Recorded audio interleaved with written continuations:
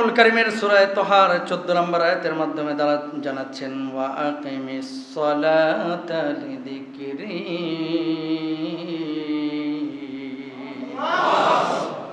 আমার শরণার্থে নামাজ কায়েম করো। আল্লাহ নবী আরো বলছেন ঘরগুলোকে কবরস্থান বানাও না। কবরস্থান বানানোর মানে কি? কবরস্থান বানানোর মানে হচ্ছে ঘরগুলোতে নামাজ ছাড়া কোনো ঘরে তোমরা থাকো না। এখন আপনি বলবেন হুজুর নামাজ তো পড়তে হয় মসজিদে, জানি ঘরে কেন নামাজ পড়বো? একটা জিনিস আমরা অনেকেই হয়তো বা জানি না, সুন্নত এবং নফল নামাজ ঘরে পড়া উত্তম, মসজিদে পড়া অনুত্তম। আল্লাহু আকবার বলেন। সুন্নত এবং নফল কোথায় পড়া উত্তম? আর মসজিদে পড়বেন কি? ফরজ। ইমাম সাহেব 1:30টার আগে এসে দাঁড়ায় গেছে জামাতে, কিরে ইমাম কি সুন্নত পড়ে না? অনেকে সন্দেহ করে। তার মানে কি ইমাম সাহেব সুন্নত পড়ে নাই? ইমাম সাহেব মাসালা জানে, চান্দু তুমি মাসালা জানো না। ঘরে পড়ে আসবেন সুন্নত নামাজ ইনশাআল্লাহ। বলেন লাভটা কি? কয়েকটা লাভ আছে। ওরে ভাই একটু গরম লাগছে, কি হয়েছে? এসি তো চলতেছে, সমস্যা নাই। এদিকে তাকান, ওইদিকে না তাকায়।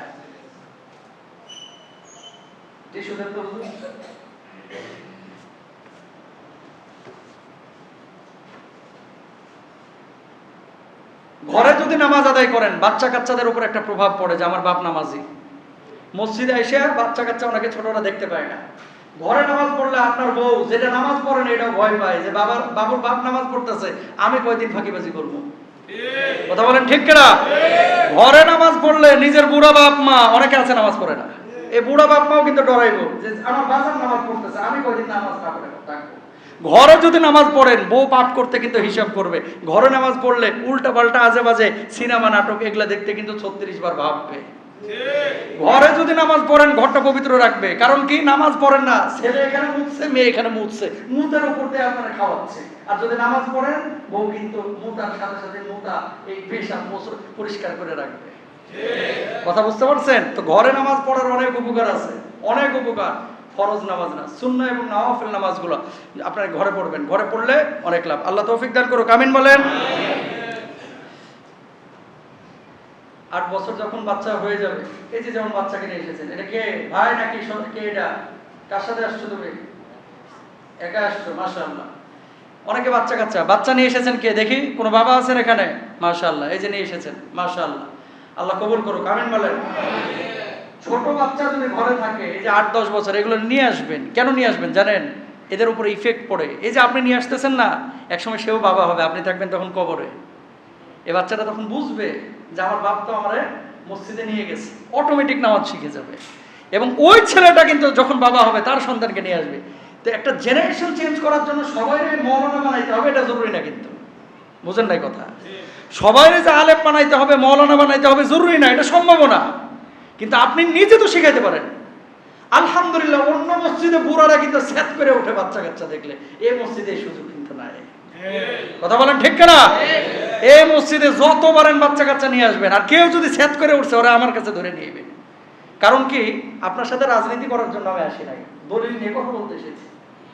আল্লাহ নবী জুমার খুতবা দিচ্ছে, হাসান হুসেন দৌড়া এসে নবীজি জুব্বা টানতেছে, এই না কি একটু থামেন। নানাই থামছে, খুতবা বন্ধ করে কপালে 2 জনের 2টা চুমো দিছে, আবার পাখির মতো ফুরুত করে উড়ে চলে গেছে। পোলাপান যেগুলো করে, সুবহানাল্লাহ কর। এরপরে নবীজি আবার খুতবা শুরু করেছেন। 1-1.5 মিনিটের গ্যাপ। নবীজি সিজদায় গিয়েছেন, নাতি এসে ঘাড়ের উপরে চড়ে গেছে, উঠে গেছে। সাহাবীরা মনে করছেন কি ব্যাপার, নবীজি মাথা উঠান না কেন? নবীজির কি ইন্তেকাল হয়ে গেছে? আল্লাহু আকবার। সাহাবীরা অনেক দীর্ঘ সিজদা হয়ে গেছে, ওই যে বাচ্চা ঘাড়ের উপরে উঠে গেছে, এখন মাথা তুলতে পারতেছেন না। মাথা তুললে হয়তো পড়ে যেতে পারে। সাহাবী উঠে দেখে যে বাচ্চা ঘাড়ে। বাচ্চা যখন সাইডে সরলো নবীজি মাথা উঠাইলো। আল্লাহু আকবার বলেন। আর বাংলাদেশের কোনো হুজুর খতিব যদি এই কাজ করতো, কমিটির লোকজন কত হুজুর আসরের আগে যেন মসজিদ ত্যাগ করেছেন এটা শুনতে পাই। কথা বলেন না কেন? মিয়া জুমার খুতবা দিতে এসে নাতিরা আদর মারান, কথা কর না কেন? মাসালা বুঝে না। এই যে এলাকার মধ্যে বাচ্চা কাচ্চা মসজিদে আর না আসবে ওই এলাকায় ডাকাত তৈরি হবে বেশি। যে এলাকায় যত মুসল্লি বাড়বে সে এলাকায় পাপ তত কমবে। বুঝতে পেরেছেন? পারলে মসজিদের ওই কোনায় জিলাপি ওই মরা মানুষের লেগে খাওয়ানোর দরকার নাই, 2-3 কেজি জিলাপি ওখানে রাখবেন বাচ্চা কাচ্চার জন্য, আপনাদের জন্য। যে নামাজে এসেছে এই বাচ্চা কাচ্চাগুলো যখন বাড়িতে যাবে জিলাপিটা নিয়ে চলে যাবে, এটা জায়েজ আছে কিন্তু। কথা বুঝতে পেরেছেন? উৎসাহ দেওয়ার জন্য সাইকেল দেন, ফুটবল দেন, বাইরে বাইরে হচ্ছে সামর্থ্য থাকলে, চকলেট রাখেন, যেটা আরব বিশ্বের এরা করে, খেজুর রেখে দেয়, পানি রেখে দেয়, যারা হজে গিয়েছেন দেখেছেন। কেন? মানুষ যাতে করে উৎসাহী হয় এবং এটা একটা জান্নাতি পরিবেশ, এটা যেন বজায় থাকে। না তো মোগর নিয়ে দাঁড়ায় থাকে, এই তুই কার পোলা রে, কথা বলেন না কেন? আছে না নাই? এগুলো করবেন না। তবে হ্যাঁ, এখানে একটা বিষয় আছে। এই যে ছেলেটা যেমন চুপ করে বসে আছে, এই বাচ্চাগুলো কিন্তু চুপ করে বসে আছে, আলহামদুলিল্লাহ। একদিন, 2 দিন, 3 দিন বদমাইশি করে, বিশ্বাস করেন 10-15 দিন যদি মসজিদে নিয়ে আসেন, এ বুঝা যায় কিন্তু যে মসজিদে আসলে দৌড়ঝাঁপ করা যায় না। কথা বুঝতে পেরেছেন? তো এই একটা দিনই বাঙালি সুযোগ দিতে রাজি না। বুঝেন নাই কথা? এই একদিন যে দৌড়ঝাঁপ করতেছে, এটাই আমরা সুযোগ দিতে রাজি না। অথচ যে লোকটা সেট করে উঠছে, এবারে নামাজ ধরছে 46 বছরে। বুঝেন নাই? তার মানে কি? আপনি ইসলাম বোঝেন না, আপনি দিন বোঝেন না।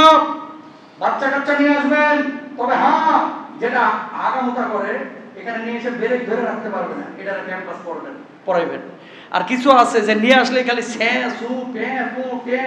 কাঁদতেই থাকে, এগুলো রাখবেন না। এটা তো আপনি বুঝবেন যে আপনার সন্তান স্থির কিনা। কিছু সন্তান আছে না অতিরিক্ত চঞ্চল, কথা বুঝেন নাই, সেগুলোর কথা ভিন্ন। কিন্তু এখানে আমি দেখতে পাচ্ছি মিনিমাম 50-60টা বাচ্চা দেখতে পাচ্ছি, ছোট ছোট, ওই যে চারিকোনায়। কই দৌড়ঝাঁপ করছে?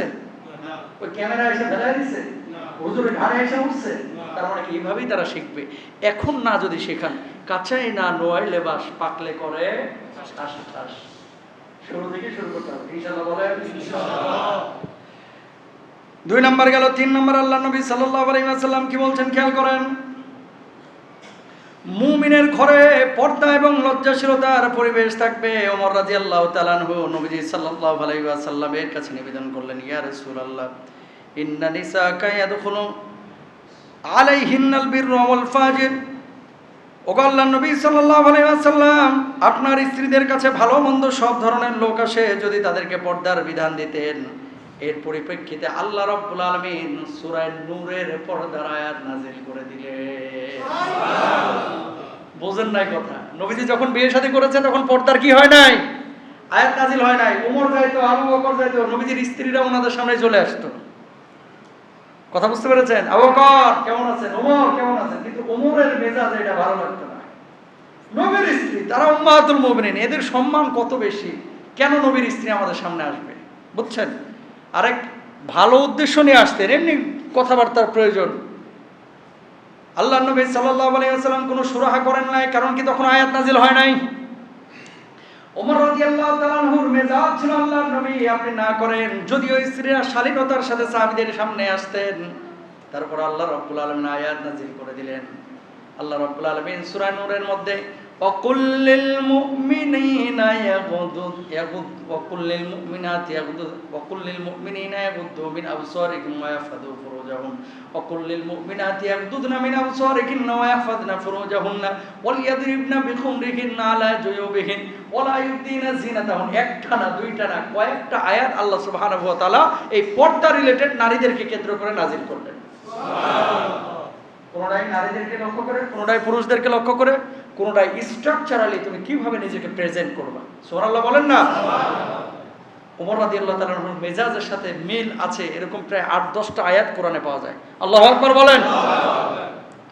সুতরাং ঘরের মধ্যে যাদের বউ আছে, বউদেরকে সংযত আচরণ করতে বলতে হবে, লজ্জাশীলভাবে মানুষের সামনে উপস্থাপন করতে বলতে হবে, ঢেকে ঢুকে মানুষের সামনে যাইতে হবে।